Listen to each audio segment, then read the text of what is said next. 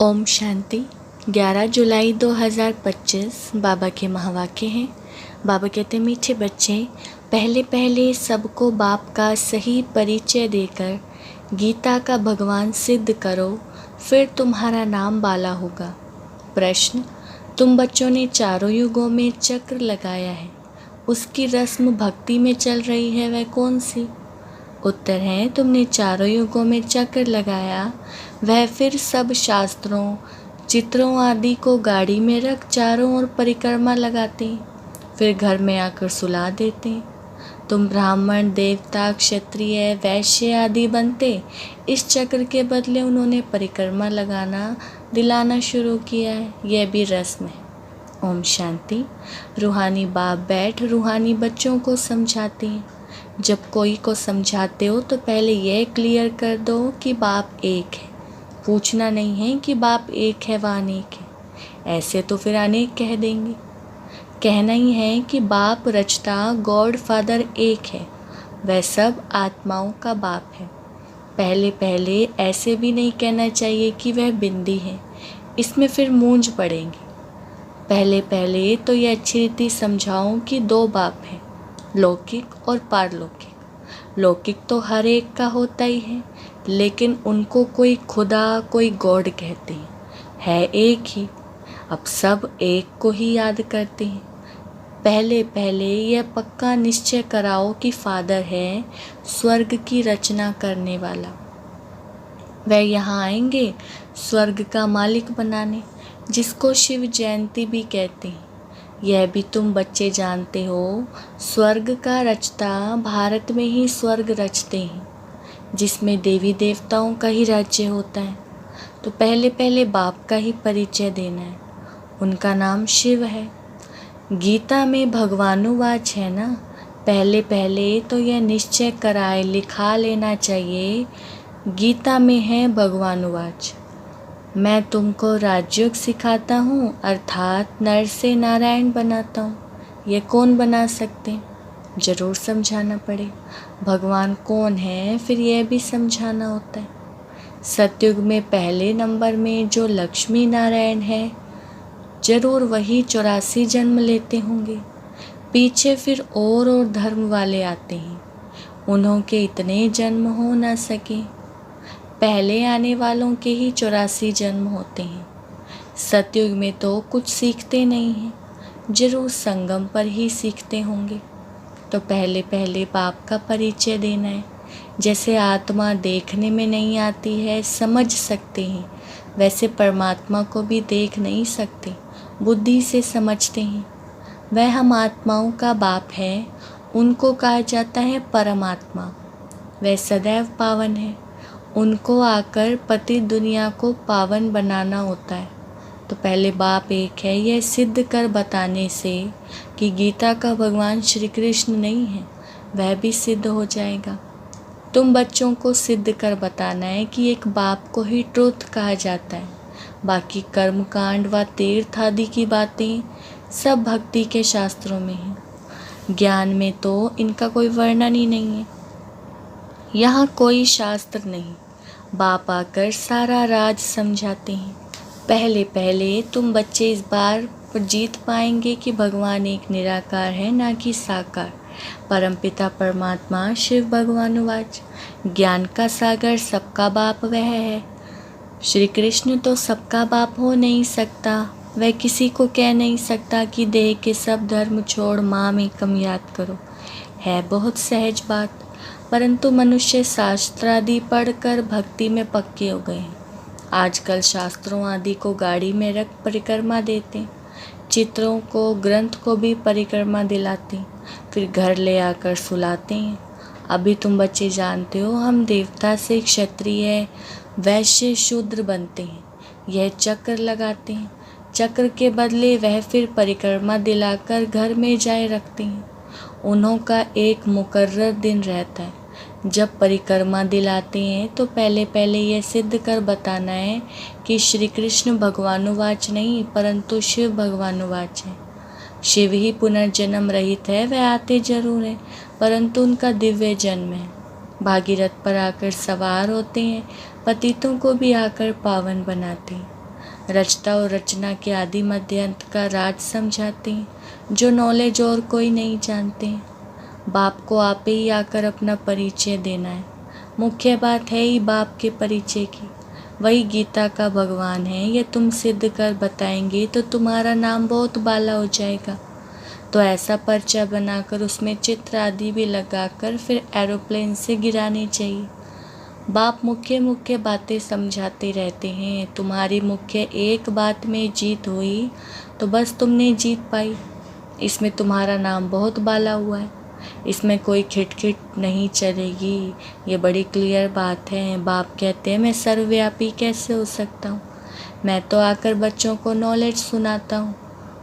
पुकारते भी हैं आकर पावन बनाओ, रचता और रचना का ज्ञान सुनाओ। महिमा भी बाप की अलग, श्री कृष्ण की अलग है। ऐसे नहीं शिव बाबा आकर फिर श्री कृष्ण व नारायण बनते हैं, 84 जन्मों में आते नहीं। तुम्हारी बुद्धि सारी ये बातें समझाने में लगी रहनी चाहिए। मुख्य है ही गीता। भगवानुवाच है तो जरूर भगवान का मुख चाहिए ना। अब भगवान तो निराकार है, आत्मा मुख बिगड़ बोले कैसे? तब कहते हैं मैं साधारण तन का आधार लेता हूँ। जो पहले लक्ष्मी नारायण बनते हैं वही 84 जन्म लेते लेते पिछाड़ी में आते हैं, तो फिर उनके ही तन में आते हैं। श्री कृष्ण के बहुत जन्मों के अंत में आते हैं।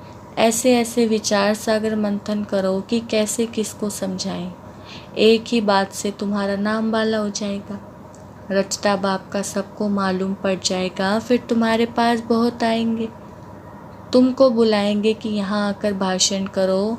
इसलिए पहले पहले अल्फ सिद्ध कर समझाओ। तुम बच्चे जानते हो बाबा से हम स्वर्ग का वर्षा ले रहे हैं। बाबा हर 5000 वर्ष बाद भारत में ही भाग्यशाली रथ पर आते हैं। यह है सौभाग्यशाली जिस रथ में भगवान आकर बैठते हैं। कोई कम है क्या? भगवान इनमें बैठ बच्चों को समझाते हैं कि मैं बहुत जन्मों के अंत में इसमें प्रवेश करता हूँ। श्री कृष्ण की आत्मा का रथ है ना, वह खुद श्री कृष्ण तो नहीं है, बहुत जन्मों के अंत का है। हर जन्म में फीचर्स, ऑक्यूपेशन आदि बदलता है। बहुत जन्मों के अंत में जिसमें प्रवेश करता हूँ वह फिर श्री कृष्ण बनते हैं, आते हैं संगम युग में। हम भी बाप का बनकर बाप से वर्षा लेते हैं। बाप पढ़ाकर साथ ले जाते हैं और कोई तकलीफ़ की बात नहीं। बाप सिर्फ कहते हैं माँ में कम याद करो, तो ये अच्छी रीति विचार करना चाहिए कि कैसे कैसे लिखें। यही मुख्य मिस्टेक है जिस कारण ही भारत अनराइटियस, इरिलीजियस, इंसॉल्वेंट बना है। अब बाप फिर आकर राजयुग सिखलाते हैं। भारत को राइटियस सॉल्वेंट बनाते हैं, सारी दुनिया को राइटियस बनाते हैं। उस समय सारे विश्व के मालिक तुम ही हो। कहते हैं ना wish you long life and prosperity. बाबा आशीर्वाद नहीं देते हैं कि सदा जीते रहो। ये साधु लोग कहते हैं कि अमर रहो। तुम बच्चे समझते हो अमर तो जरूर अमरपुरी में होंगे, मृत्यु लोक में फिर अमर कैसे कहेंगे? तो बच्चे जब मीटिंग आदि करते हैं तो बाप से राय पूछते हैं। बाबा एडवांस राय देते हैं, सब अपनी अपनी राय लिख भेजें, फिर भले इकट्ठे भी हों। राय तो मुरली में लिखने से सबके पास पहुंच सकती है। 2-3 हज़ार खर्चा बच जाए। इन 2-3 हज़ार से तो 2-3 सेंटर खोल सकते हैं। गांव गांव में जाना चाहिए चित्र आदि लेकर। तुम बच्चों का जास्ती इंटरेस्ट सूक्ष्म वतन की बातों में नहीं होना चाहिए। ब्रह्मा विष्णु शंकर आदि का चित्र है तो इस पर थोड़ा समझाया जाता है। इनों का बीच में थोड़ा पार्ट है, तुम जानते हो, मिलते हैं, बाकी और कुछ है नहीं, इसलिए इसमें जास्ती इंटरेस्ट नहीं लिया जाता है। यहाँ आत्मा को बुलाया जाता है, उनको दिखाते हैं कि कोई कोई आकर रोते भी हैं, कोई प्रेम से मिलते हैं, कोई दुख के आंसू बहाते हैं। ये सब ड्रामा में पार्ट है, जिसको चिट चैट कही जाए।